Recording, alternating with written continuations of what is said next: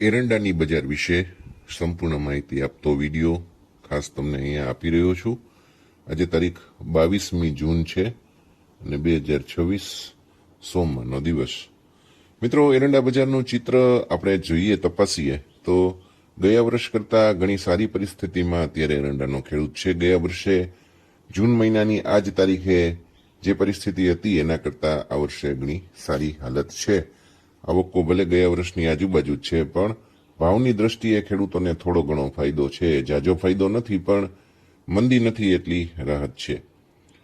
આમ જોઈએ તો સિઝનમાં જ્યારે આવક શરૂ થઈ ત્યારે બજાર થોડીક દબાણ હેઠળ આવી હતી, 1240-50 સુધી। એ પછી સારા માલમાં એવો ભાવ થયો નહીં, એવો ભાવ પણ 15-20 દિવસ રહ્યો। એ પછી બજાર 1300ની ઉપર નીકળી ગઈ અને અત્યારે 1400ની આજુબાજુ પહોંચવાના પ્રયાસમાં છે અને કદાચ લાંબા ગાળે 1400 ઉપરનો પણ કોઈ ભાવ થઈ શકે એવું લાગે છે, પણ બધો આધાર ચોમાસા ઉપર રહેશે। આગળ વાત કરું છું।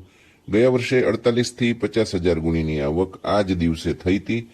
આ વર્ષે પણ આજે લગભગ એટલી જ આવક છે। આજની આવક 45થી 50,000 ગુણીની આશરે મળી રહી છે।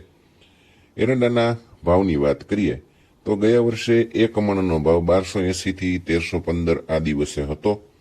અત્યારે એરંડાનો ભાવ 1320થી 1385-90 સુધીનો છે અને ક્યાંક ક્યાંક યાર્ડની અંદર 1400નો ભાવ પણ છપાણો છે। એ માત્ર છાપવા પૂરતો છે, સાચો ભાવ આ છે। દિવેલના ભાવની વાત કરીએ તો ગયા વર્ષમાં 1355 રૂપિયા હતો અને આ વર્ષે 1385-88નો ભાવ અત્યારે છે। પણ અહીંયા એક બાબત એ મહત્વની છે કે દિવેલ કરતાં એરંડા મોંઘા છે। દિવેલ એરંડાની તુલનામાં ઓછા ભાવે વેચાય છે એનું એકમાત્ર કારણ છે કે એરંડાની અંદર અત્યારે શિપરોની ગરાકી ઘણી બધી સારી છે, સ્ટોકિસ્ટોની ગરાકી સારી છે। વાયદાની વાત કરીએ તો વાયદા ગયા વર્ષમાં 6,700ની આજુબાજુ હતો, એ જ વાયદો અત્યારે 6,900ની આજુબાજુ છે।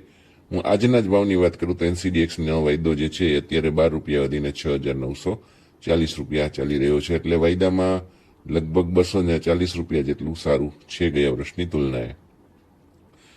હાલમાં વાયદાની જ વાત કરું, અપ ટ્રેન્ડ છે, ડાઉન ટ્રેન્ડ બધી વાત કરું તો 6,910થી 6,945ની રેન્જમાં જ ટ્રેડ થઈ રહ્યો છે।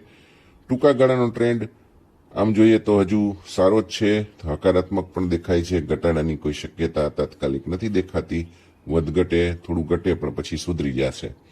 વર્તમાન ભાવની પ્રતિક્રિયા જોઈએ તો 6,910થી 6,915ની આજુબાજુ ખરીદી આવી જાય છે વાયદામાં અને 6,940-45 નજીક દેખાય તો થોડુંક મક્કમ રહે છે અને ઉપર જાય તો થોડીક વેચવાલી આવે છે, પણ ટેકારૂપ સપાટી 6,920, 6,910 અને પછી જો વધુ ઘટે તો 6,860 છે।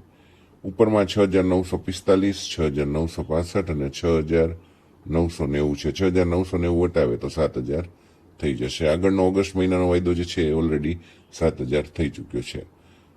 6,945 ઉપરનો જો રહે બજાર તો ચોક્કસપણે સુધારો જળવાઈ રહેશે, તેજી તરફની રેલી આવી શકે। 6,910ની નીચે થોડીક નબળાઈ વાયદામાં આવી શકે એવું લાગે છે।